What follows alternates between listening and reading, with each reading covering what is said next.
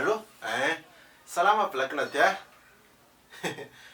Salama Tsoda ihany. Tsoda. Le bande mpanao cover iny e. Tsy hainao ve?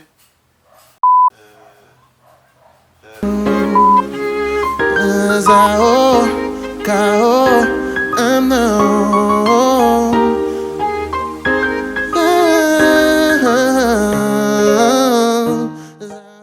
Épisode 3 tsika zao ato amin'ny lay hoe how to make a cover na ahoana fanaovana cover. Zay mbola tsy haintsika moa zany ny ahoana marina ny titre an'ity vidéo ity rehefa eo amin'ny soratra eo, fa zay aloha zany no anaovantsika azy ato anatin'ny vidéo. Dia niresantsika farany teo hoe tsara ho fantatra ihany ny lalàna feno cover izay somary etaleko kely ato anatin'ity épisode 3 ity. Rehefa niresantsika teo moa hoe ny misy cover malaza be izay nataon'ny Whitney Houston, mitondra ny lohateny hoe I will always love you, izay hirany Dolly Parton moa raha tsy diso aho dia fa Dolly fotsiny aloha izy, fa le Parton tsy tadidiko, Parton na Patron na ohatrohatr'izany. Dia izy io zany efa hirany nalaza tany aoriana tany, tsy tena hoe nalaza be fa nataon'ny Whitney Houston izy vao tena nalaza. Io zao anisan'ny hira cover nalaza indrindra eran-tany ary nanana ny succès international. Izany no midika fa ny cover dia manana ny lanjany koa anatin'ny mozika. Fa matetika moa eto amintsika moa zany ny artista izay diso hoe ara-diso fa misy artista somary manahirahirana kokoa ny manao cover noho ny artista hafa. Io zany resaka fisokafana saina zany, ka ao anatin'izay zany ianao rehefa eo amin'izay mitohy zany le resakantsika ato anatin'ny épisode 3. Rehefa mifidy hira dia tsara zany mba fantatrao daholo izay rehetrarehetra izay, fa misy ny olona izay sarotiny amin'ny hirany. Izay aloha dia zavatra tsy azo lavina fa zavatra tena misy. Misy ny olona koa nefa mahafinaritra azy rehefa atao ny hirany, izay koa zavatra tena misy. Ary tsara zany ao anatin'izay fifidianana hira izay dia mifidy tsara ianao zany ao anatin'izay hoe sao dia sanatria hisy problème amin'ilay tompon-kira na ohatrohatr'izany. Dia misy koa nefa ny mpihira amin'izao izay efa malaza be hoe manao challenge, dia iny moa zany afaka ataoko entre guillemets hoe afaka ataonao excuse hanaovana an'ilay hira ho cover. Azo atao tsara mihitsy zany. Dia ao anatin'izay fifidianana an'izay hira izay zany tsara ho fantatra izay, ary tsara ho fantatra koa nefa fa rehefa ho an'ny artista izay raha misy artista mijery an'ity, ho an'ny artista dia tombony ho azy ny fanaovan'ny olona cover ny hirany. Izany hoe io hira io zany misy droit d'auteur, io droit d'auteur io any amin'ny OMDA, satria manko misy karazana budget kely zany izy eo any amin'ny OMDA any zaraina ho an'ny artista. Iny zany no misintona isaky ny mandefa an'iny zany radio na le cover anao na le hiran'le olona, dia mahazo vola foana ilay nanoratra an'le hira, ilay artista zany.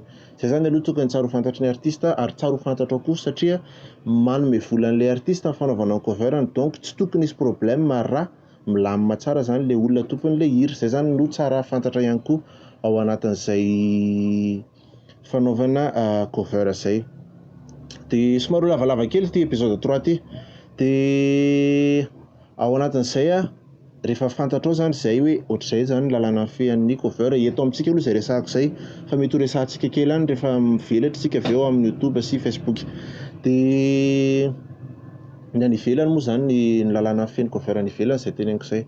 Dia mila ao anatin'izay ianao mila maminavina hoe ahoana ny arrangement anaovanao an'ilay cover.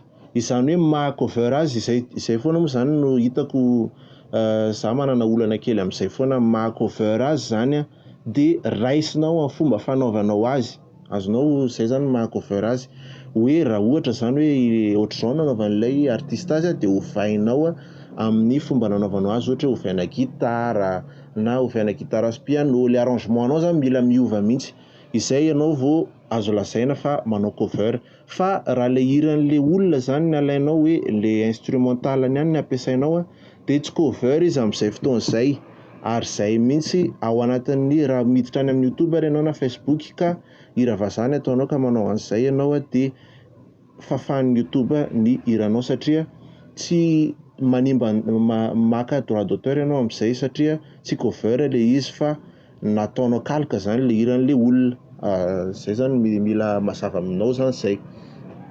De izay moa zany no hoe mila fantatrao zany hoe ahoana ny arrangement ataonao. Iny zany le resahako teo hoe mila manana olona miaraka aminao anatin'le projet. Mazava aminao angamba zay. Mila olona zany miaraka aminao anatin'le projet. De ao anatin'izay rehefa hainao mazava aminao zay hoe mila ovaina le arrangement zay vao tsy mangalatra an'le hira ianao de eo amin'izay ianao vao miditra any amin'le hoe mila mitady studio. Le mitady studio de izay studio zakan'ny tserany aina ihany. Izany hoe zakan'ny vola ny studio tompoko de tsy izay lafo ny tsara. Zay aloha de ataovy ao an-tsainao tsy hoe voatery hoe izay lafo ny tsara fa mila fantatrao fotsiny hoe iza le olona manao azy, ahoana ny réputation-any, ahoana ny fomba fanaovany zavatra, ina zavatra efa vitany. Tsy izay lafo ny tsara veriko ihany.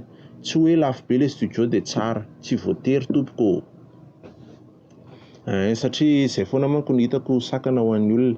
Ary raha ohatra zany ianao ohatra hoe mbola manombonomboka de tsara raha manangona goûter kely ohatra na mba manangona vola kely ao anatin'izay hoe fidirana studio zay. De zay zany zay zakan'ny vola ihany zany ny studio no hidirana. Ao anatin'izay moa hoe mila fantatrao hoe mavita, afaka hitendrena gitara ve ihany, afaka hitendrena piano ve ihany ohatra. De zay.